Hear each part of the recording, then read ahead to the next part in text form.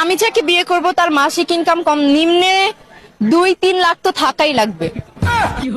আল্লাহ বাঁচাইছে 2 থেকে 3 কোটি টাকার কথা বলে নাই, যদি বলতো ইরে মারুয়া বিনোদন হলা শতানের বাচ্চা গল ফাঁকির তলের স্বর্ণের ডিম দোনকা বেশিও 1 মাসের টাকা ইনকাম হইতো না।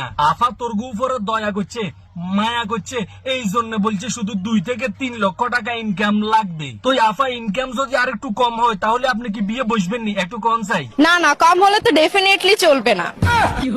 এরিও আফা আসল কথা কইলে কবেন মসজিদের ইমাম সাহেব খারাপ। আপনার মতো এরকম কালা চামড়া সদর ঘাটে গুলিস্তানে গেলে 200 থেকে 300 টাকায় মিলে। ইরে কালি, ইরে গুলিস্তানের আফা, ইরে সদর ঘাটের আফা, এই কথাটা বলার আগে অন্তত পক্ষে 40 বাইরে আয়নার মধ্যে নিজের চেহারাটা দেখার দরকার ছিল। এরে ভাইয়া আপনি কি রং চা খান? যদি রং চা খাইয়ে থাকেন তাহলে বলেন তো রং চা কি ছেলে নাকি মেয়ে?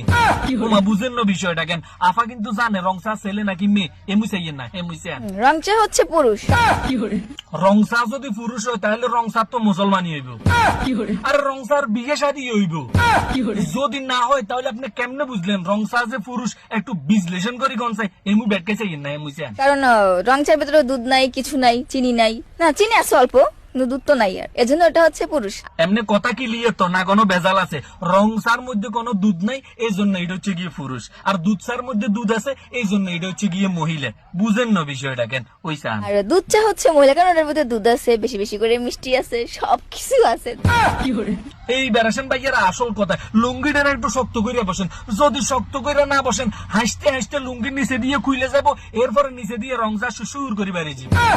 যাদের মা বাবা গুলিস্তানে থাকে, যাদের জন্ম সদর ঘাটে, তাদের কাছ থেকে আপনারা এর চাইতে ভালো কিছু কি করে আশা করবেন? না হলে একটা মেয়ে কতটুকু বেলজ্জা হলে, বেশরম হলে, বদমাশ হলে, খারাপ হলে এই কথা বলতে পারে? এই জন্য আল্লাহ পাক রব্বুল আলামিন হাদিসের মধ্যে লেখা দিছে যদি তোমার লজ্জা না থাকে তাহলে তুমি যাহা ইচ্ছা তাহাই করতে পারো। এই দিকে আরেক আফা প্রতি মাসে 4 থেকে 5 লক্ষ টাকা খরচ করে, তবে আফার কোনো স্বামী নেই। আমার মুখের কথা বিশ্বাস না কেন? ওই চান। প্রতি মাসে খরচ নরমালি 4-5 লাখ প্রতি মাসে খরচ। 4 থেকে 5 লক্ষ টাকা আফার মাসে খরচ, তাহলে নিশ্চয় সন্ধ্যার পর আফা গুলিস্তানের মোড়ে চাকরি করে, না হইলে সদর ঘাটে চাকরি করে। আরে না না, সদর ঘাটে তো 200 থেকে 300 টাকার বেশি দিয়ে না। তাহলে আফা কোন চাই আপনার এত টাকা আয় কোথায় থেকে হয়? আমার আয় এই মুহূর্তে আহামরি কোনো আয় নেই আমার।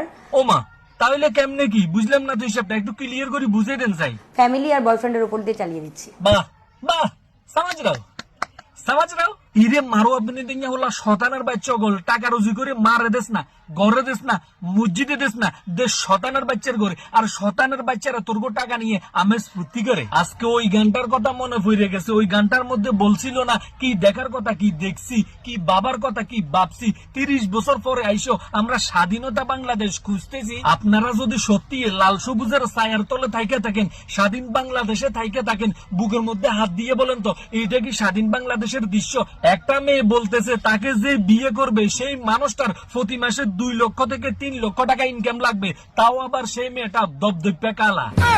আরেকটা মেয়ে চৌরাস্তার মধ্যে দাঁড়িয়ে সোশ্যাল মিডিয়ার মধ্যে আইসা বলতেছে রং চা হচ্ছে গিয়ে পুরুষ আর দুধ চা হচ্ছে গিয়ে মহিলা, যেহেতু দুধ চার মধ্যে দুধ আছে। আরেকটা মেয়ে কত সুন্দর করে বলতেছে তার প্রতি মাসে 4 থেকে 5 লক্ষ টাকা ব্যয় হয়, কিন্তু তার স্বামী নেই, সবকিছু চালাইতেছে তার অবলা অসহায় বয়ফ্রেন্ডের উপর দিয়ে। এই বেরাসেন আসল কথায় বর্তমান সময় যে দর্শন বাইরে গেছে, এইটা কি দর্শনার্থীর দোষ না আপনার দোষ? যদি ভিডিও ভালো লাগে অন্তত পক্ষে শেয়ার করিয়েন। শান্তি শুনতে কিন্তু খুব গরম আছে। আল্লাহ হাফেজ।